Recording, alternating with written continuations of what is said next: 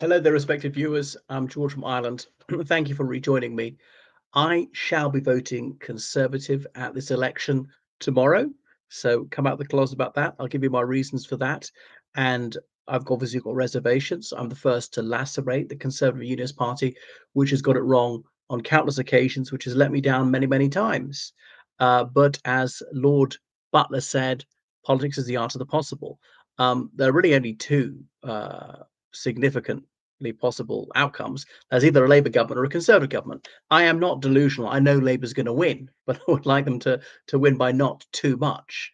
So I vote for what I want, even though I know it's not going to happen this time. Conservatives will probably have office for 20 years. But obviously, if not enough people vote Conservative, we'll never be in office again. The Conservatives aren't committed to keeping tax down, to trying to cut tax. And it's true the Conservatives have been forced to raise taxes. You've got to remember what a very difficult time the Conservatives were governing in, taking over in 2010 after the credit crunch. To be absolutely honest, yes, Labour got the economy growing again in 2010. It actually receded a bit in 2011, 2012. Was that because of austerity? Maybe, maybe not. I'm not an economist. But even Labour said there would be some cutbacks, but they wouldn't have had the guts to do it because obviously they're in hock to social parasites, to those who are permanently on welfare. And they see that as a lifestyle and as a career and not something to keep you alive. And it is your duty to get off benefits as soon as possible. And obviously, the Conservatives not been firm enough on that. And there are people who are genuinely disabled who need support throughout their lives. All right. And there's another way the Tories have failed. 24% of British adults are disabled. 24%. It's ludicrous. Some people are genuinely disabled, but others are not. But under Labour, it's going to get a lot higher. The Conservatives at least are trying to keep immigration down, legal immigration and illegal immigration, and limited success, some failures. But where has it? What Labour's going to make that much worse. There's going to be an enormous influx of illegal immigrants under Labour because they know Labour is pathetic, is a completely soft touch. If you ever talk about control immigration, they will shriek racist, racist, racist till they're blue in the face. So the Rwanda plan, maybe it was never going to get off the ground, but at least the possibility of it was having some impact. A lot of people who are in the UK illegally who fled to the Republic of Ireland will return to the United Kingdom. People were waiting in France until the Socialist administration takes office at Westminster, and they'll come over. You mark my words. And that's one thing about being concerned, being a realist, being reasonably skeptical, having some sort of attachment, or being unemotional about things, and realizing it's seldom a choice between good and bad in politics. It's often between bad and absolutely appalling. I remember Lord Waldegrave, not my favorite Tory cabinet minister, but he made that observation to me, well, to my school when he was addressing us when I was a schoolboy. So Conservatives at least trying to get tax down. Tories had to deal with lots of black swan events. Okay, so coming out of the credit crunch and a worldwide economic slowdown, and then coronavirus, and then the Ukraine war. Now, the Conservatives can take some credit when it's gone right, but also got to accept some of the blame when it's gone wrong. I realize that. They will try to claim all the credit when the economy is growing and disclaim any responsibility, saying it's a sort of macroeconomic global event when it's going wrong. And obviously, it's dishonest. You can't have it both ways. Um, and as for the immigration, there was a triple whammy. Remember 2020, 2021, there was almost no immigration because of coronavirus lockdown, which meant in 2022, there were 3 years worth of it in 1 year. People who'd made whatever work visa, immigration visa, delayed to 2021, delayed to 2022, finally allowed to come, plus the Ukraine war, plus the Hong Kong refugees, plus the Afghan refugees, all at the same time. And so obviously the withdrawal from Afghanistan was the end of August 2021. London didn't arrive to 2022. And so that's why the figures have shot up. But they might actually go down under Labour briefly, very briefly. So the Conservatives at least trying to get it right with regard to that, keep the green belt from being concreted over. And the Conservatives not been good enough on housing, partly too much illegal immigration, not saying it's illegal immigration. I want immigration. Immigrants aren't evil people. Even illegal immigrants, they're not evil people. Might be one of them too, if I was in certain circumstances. The United Kingdom needs immigration, but it's got to be a reasonable level. Now, I don't know what the reasonable level is. 100,000 a year. Cameron said never achieved that. Probably too few. 200,000 a year. Is that about right? Seems about right to me. So it's partly numbers and partly desirable individuals to fill gaps in the labour market. And people should be allowed to bring their spouse in and so on. And students shouldn't be counted as part of that. So I don't completely have a bee in my bonnet about it.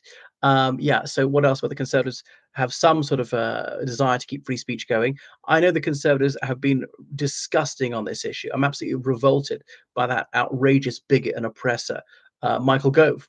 Fortunately, he's not going to be in Parliament anymore, and what he's done to discriminate against people in employment about being when who and who are not allowed to be police officers or prison officers or teachers and so on, according to belonging to a lawful political party, because it's so-called extremist. Even if it is extreme, that doesn't mean they should be oppressed. They're human beings too. Their rights must not be taken away. He's the one who's really extreme. Even the people he's against, they don't propose taking away his rights. Uh, with under Labour, it's going to get a lot worse. More prosecution for cracking jokes, speaking your mind, questioning the establishment, oppression. They're going to really hammer dissidents. Yeah, wokery is going to go even further. Labour wants to send a man into your little daughter's changing room when she's naked. That's what they're going to do. If you're a man who wants to call yourself a woman, call yourself a trans woman, you call you whatever you want. But I don't have to call you that. If I say I'm the king, you'd have to call me your majesty. If a white does blackface, that does not actually make that person black. And this is sort of gender blackface we're seeing all the time. Uh, yeah, I mean, there is objective reality, and Labour's at war against that. You can't make something be the case just by saying that it is the case. Right, goodness. And if someone says he's a woman and actually he's a man, surely psychiatrists try and bring it back to reality, say, no, you are mistaken. You are in fact a man, and not reinforce that misperception or misconception.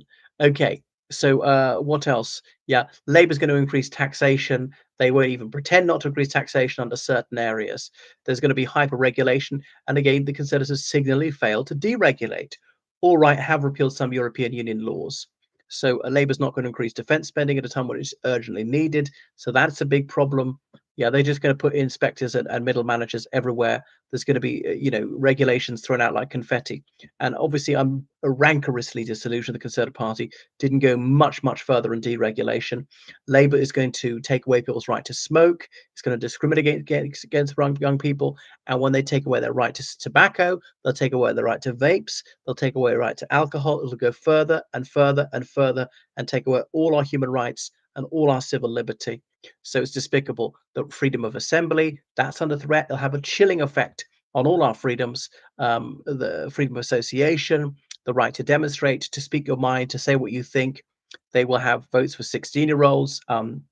Now, considering so few 18-year-olds vote, there's no reason to lower it again. I would, if anything, had to. Well, I might even raise the age. People who don't contribute to the economy shouldn't be allowed to vote. Pensioners, they have contributed, that's different. But benefits claimants should not have a right to vote because they're a vote bank for Labour to tax the workers, to be a burden on productive members of society. So it's just going to be terrible under Labour. And those are the only two choices. I mean, Liberal Democrats are dishonest opportunists, even worse than Labour. They've got no policies worth talking about. They're anti-democratic. They want to force the United Kingdom back into the European Union. The Green Party, they are far left, and they would crash the economy and so on. They take away people's civil liberties as well. They're just vile. Reform UK, obviously, they've been infiltrated by racialists. I don't know they're all racist, but they have this completely unviable and inexpedient policy on immigration. They just sort of this monomania about immigration, and it's totally unworkable. So it was really just a vanity project for Nigel Farage. So please vote Conservative. Um, yeah, sometimes it's better to tolerate an unsatisfactory situation than have an utterly terrible one. That's life. Right. Thank you so very much, and make sure you vote tomorrow. Goodbye.